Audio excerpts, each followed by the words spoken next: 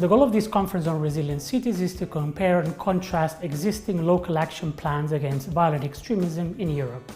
The goal is to identify what are the components, the building blocks that have made these local action plans successful in other European cities, and see whether they can be implemented in a variety of local contexts. You are witnessing now a new phenomenon. It is kids, individuals who are born and raised in Europe, who at a certain moment decide to turn against their own compatriots. They're young, they have a superficial knowledge about religion and politics, and basically they have the impression that they have no future.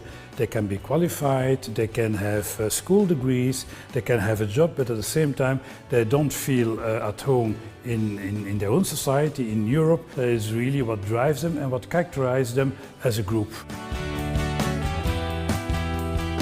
EU has its counterterrorism strategy, which looks into the security issues, the criminalization of certain acts, harmonization of legislation, but also has this one pillar on prevention. Real prevention is about trust building, about resilience in society, about engagement with different stakeholders. The approach in the US is mostly based on traditional hard counterterrorism, which is mostly done at the federal level. At the city level, everything that has to do with CVE, with prevention, with sort of the soft aspect of counterterrorism, it's very, very much in its infancy stage in the US. You need to plan for all sorts of contingencies, including the unexpected. You really need to think about how your emergency services work together, how quickly you could mobilise resources, what you would do about the transport system. Would you close it down? Would you keep it going? Our experience,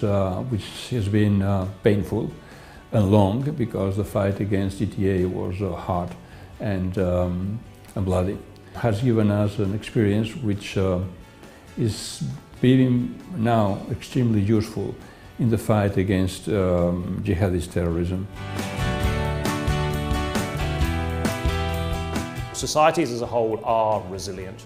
The latest horrors in London killed 8 people and are clearly devastating for those who are connected to them.